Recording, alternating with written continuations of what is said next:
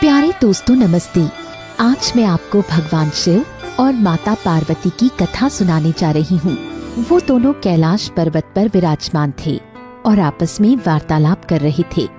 माँ पार्वती ने महादेव से पूछा, हे नाथ, आप हमेशा भक्तों की मनोकामना पूर्ण करते हैं, उन पर हर तरह की कृपा करते हैं, इस कारण वो सुखी हैं।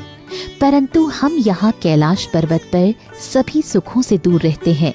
मैं भी इस धरती के साधारण प्राणी की तरह जीवन जीना चाहती हूँ, घर गृहस्थी का सुख भोगना चाहती हूँ।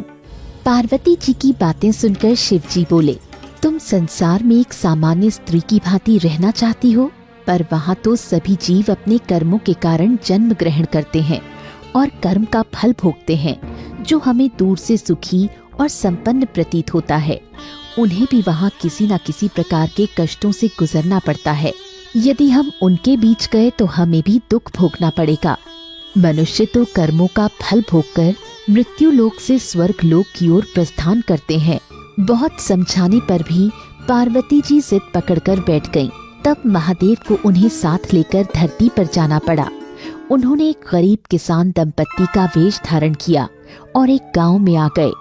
गांव वालों ने उनका परिचय पूछा तो महादेव ने उनको अपना नाम महेश और पार्वती जी का नाम उमा बताया। उन्होंने कहा, हम लोग बहुत दूर से आए हैं और कुछ दिन इस गांव में रहना चाहते हैं। गांव के एक सेठ ने उन्हें रहने के लिए एक घर दिया और खेत पर मजदूरी के लिए उन्हें नौकर रख लिया।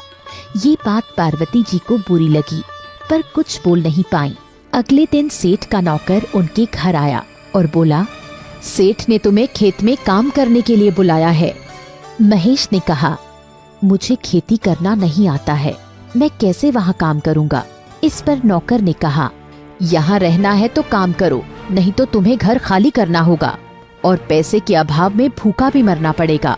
कोई उपाय न देखकर भोलेनाथ उस नौकर के साथ चल दिए।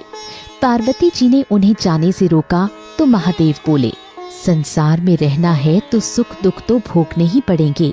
महादेव के जाने के बाद एक औरत वहाँ आई और पार्वती जी से कहा, सेठ ने तुम्हें कुएं से पानी भरने को कहा है।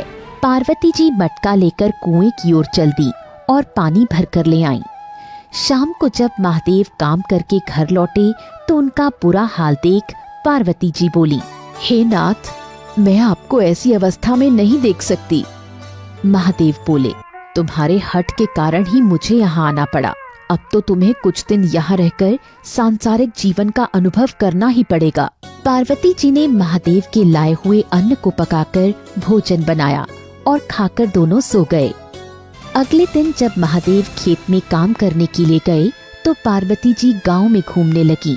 उन्होंने देखा, गांव में बहुत गरीबी है। कुछ परिवारों में लोगों को एक वक्त का भोजन भी नहीं मिलता। उन्होंने उनसे पूछा कि आप दोनों वक्त का भोजन क्यों नहीं करते हैं। परिवार के लोगों ने कहा, हमें मेहनत करके जो अन्न मिलता है वो एक समय के भोजन के लिए ही पर्याप्त होता है। आगे बढ़ने पर पार्वती जी ने देखा, वहाँ कुछ परिवार ऐसे भी हैं जिनके पास अन्न का भंडार रखा है। शाम को महादेव के आने पर पार्वती जी ने उन्हें ये बात बताई। महादेव बोले, धरती पर ऐसा ही होता है, सभी लोग धनवान हो जाएं तो मेहनत कौन करेगा। पार्वती जी ने कहा, हे नाथ, कम से कम ऐसा कीजिए कि हर एक व्यक्ति को भरपेट दोनों वक्त का भोजन तो मिल जाए। अगले दिन जब महादेव खेत पर जाने लगे तो पार्वती जी ने उन्हें रोका। मुझसे गांव वालों का दुख नहीं देखा जाता है, मैं अब यहाँ नहीं रुक सकती, हमें अपने घर चलना चाहिए। पर जाने से पहले आप यहाँ के लोगों का कष्ट दूर करें। महादेव ने उनकी बात मान ली। उन्होंने कहा, हम दोनों ने उनके गांव में 3 दिन व्यतीत किए हैं, इसलिए वो सभी दुखों से मुक्त हो जाएंगे।